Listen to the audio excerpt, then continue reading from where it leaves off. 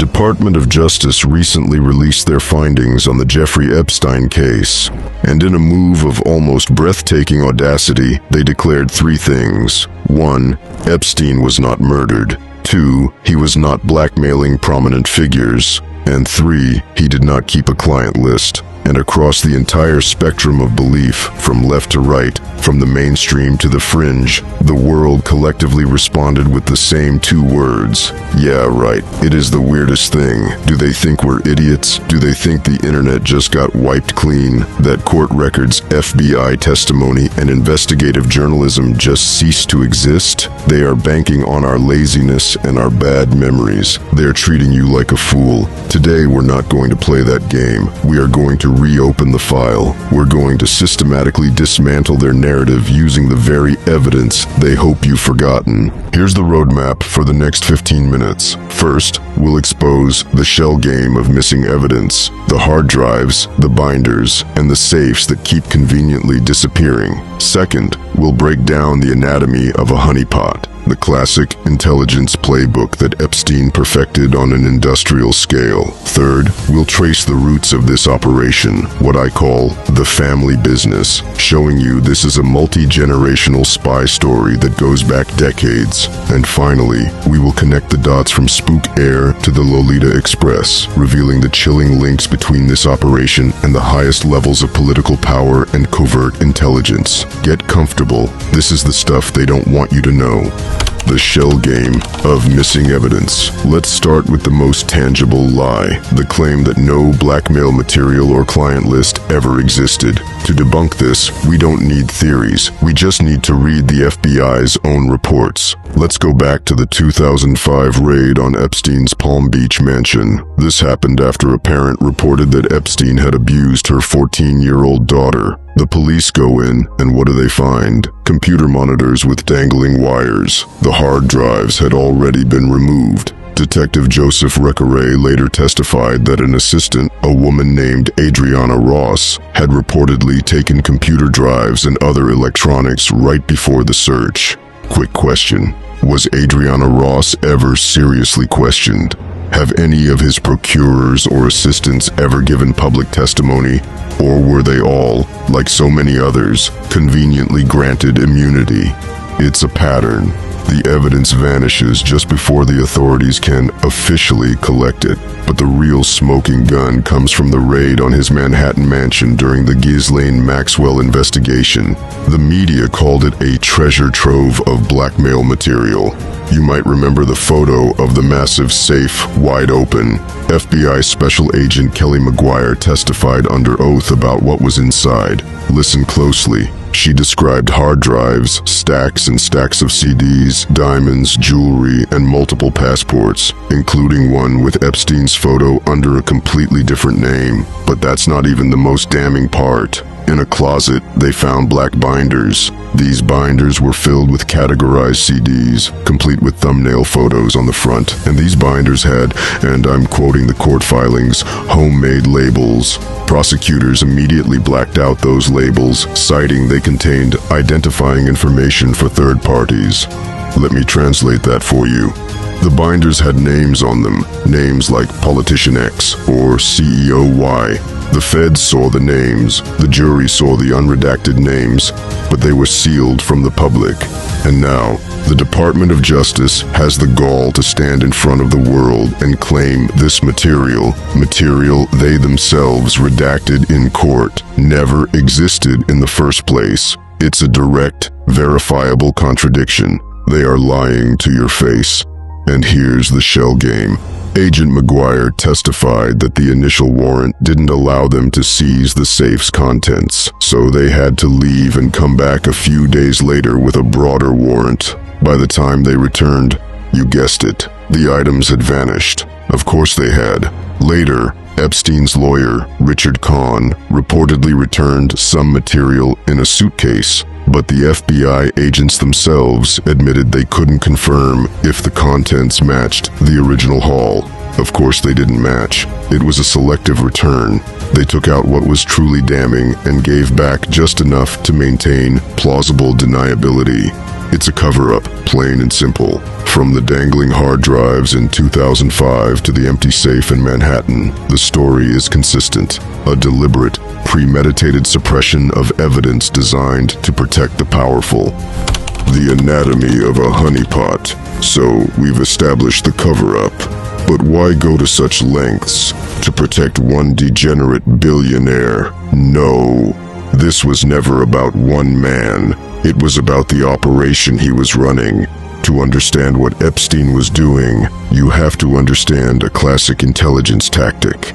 It's called a honeypot. It's the oldest playbook in espionage. It's designed to entrap and control powerful people. Intelligence agencies like the Soviet KGB had agents they called swallows, seductive agents sent to entrap Western diplomats. Israel's Mossad, an agency we'll be talking about a lot more, has been accused of using honeypots to secure influence in pro-Israel policies for decades. It's not just foreign agencies. In the US, mob figures like Meyer Lansky, who had deep ties to Epstein's early mentors, used gambling dens and brothels to compromise politicians in the mid-20th century. Even the FBI under J. Edgar Hoover was famous for it. His so-called Hoover files were just blackmail material, secret records on the private lives of public figures used to keep them in line. The model is simple. Get a target into a room, introduce them to their vice, be it money, drugs, or sex, record everything, and then you own them forever. Now look at Epstein's operation through that lens. It all clicks into place. Attorney General Pam Bondi claimed at one point that tens of thousands of videos involving minors existed. His properties weren't just homes, they were surveillance traps. His New Mexico property, the Zorro Ranch, was described as having 3 computer rooms, the size of houses specifically to spy on famous guests like Prince Andrew. One investigator was quoted saying, "These rooms were enormous. I have no idea why anyone needs so many computers in one room."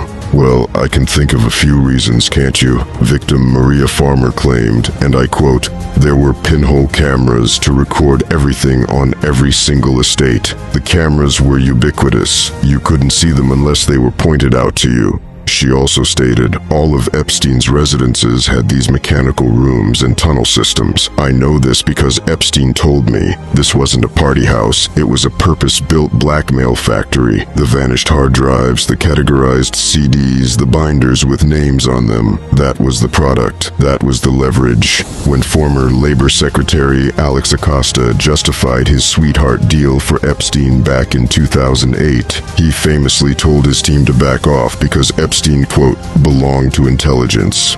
He wasn't just a rich guy, he was a contractor, an asset running a modern, sophisticated honeypot operation. And the client list wasn't just a list of Johns, it was a list of compromised assets, a list of the most powerful people in the world who were now under control. The family business, and the lineage of blackmail. An operation this sophisticated doesn't just appear out of nowhere. Epstein didn't invent this, he inherited it. This was a family business, a multi-generational network of crime, intelligence, and blackmail. To understand the full picture, you have to start with the family at the center of it all, the Maxwells. Ghislaine Maxwell's father, Robert Maxwell, was a media mogul, a billionaire, and a member of parliament. He was also, according to former Mossad officials and investigative reporters, a high-level intelligence operative for Israel. He used his media empire to launder money, traffic arms, and gather intelligence. His yacht, the Lady Ghislaine, was a known hub for espionage. In 1991, Robert Maxwell dies mysteriously, falling off that same yacht. The official story is suicide or an accident. Many in the intelligence world believe he was assassinated by his own handlers. One day after he met with Israeli intelligence, he was dead. And what happens in 1991, the year her powerful spy father dies? Ghislaine Maxwell meets Jeffrey Epstein. It's not a coincidence, it's a succession. The playbook, the contacts, the entire operation was handed off, but the lineage goes back even further. Before Maxwell, Epstein's career began under a man named Stephen Hoffenberg at a company called Towers Financial, which was a massive Ponzi scheme with deep mob ties. Hoffenberg's own mentor was linked to the syndicate of Meyer Lansky, the very same mobster who pioneered blackmailing politicians with sex traps in the 1920s and 30s. See the line? It runs from Prohibition-era organized crime to mid-century political fixers like Roy Cohn, a man who mentored Donald Trump and controlled politicians with blackmail, all the way to a Mossad-linked intelligence operation run by Robert Maxwell, and finally handed over to Jeffrey Epstein. He was funded by patrons like Leslie Wexner, the billionaire behind Victoria's Secret, who gifted Epstein his $56 million Manhattan townhouse, the very same mansion that became a blackmail hub. He had connections to international arms dealers like Adnan Khashoggi, who ran his own honeypot parties in the 80s to trap politicians. This was a protected system. Epstein wasn't the mastermind. He was the new frontman, the manager of a long-running franchise of control. Spook heir to the Lolita Express.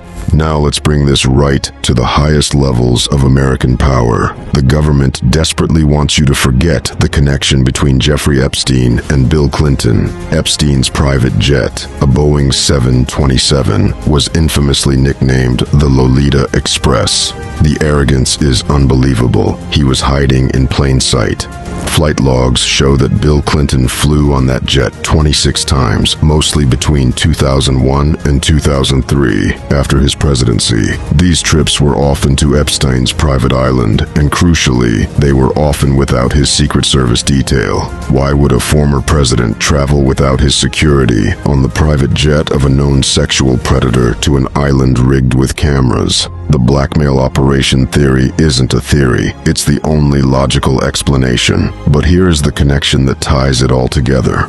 Investigative journalist Whitney Webb uncovered that Epstein's plane, that Boeing 727, was linked to a company called Southern Air Transport. That name might not mean much to you, but to intelligence historians, it's everything. Southern Air Transport was a notorious CIA front company used during the Iran-Contra scandal in the 1980s for arms and drug trafficking. Its fleet of planes was known by the nickname Spook Air, and where was one of the central hubs for that Iran-Contra drug smuggling operation? A small airport in Mena, Arkansas. And who was the governor of Arkansas at the time, allegedly turning a blind eye to the CIA running drugs through his state?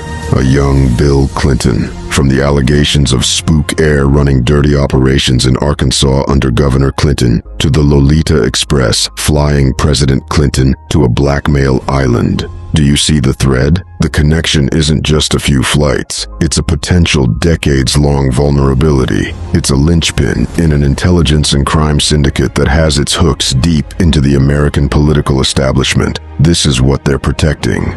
So let's recap. The evidence, the hard drives, the CDs, the binders with names on them, it was real. We know it was real because the FBI documented it before it vanished. The method was a classic honeypot operation, an industrial-scale blackmail factory modeled on decades of intelligence agency tradecraft. The network wasn't a one-man show.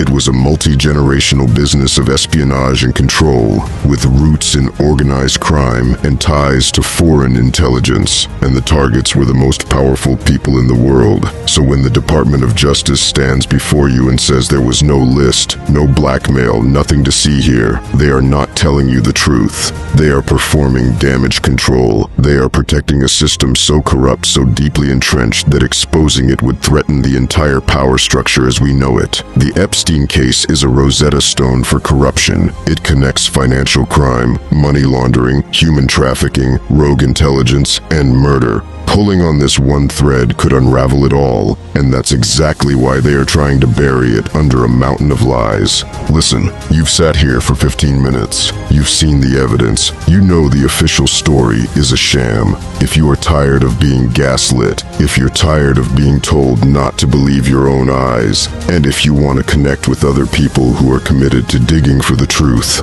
then I want you to join us. I've created a private community on School. It's a place for free thinkers, for people who want to understand how the world really works, away from the censorship and the algorithms that are designed to keep you docile and forgetful. We break down stories like this every single day.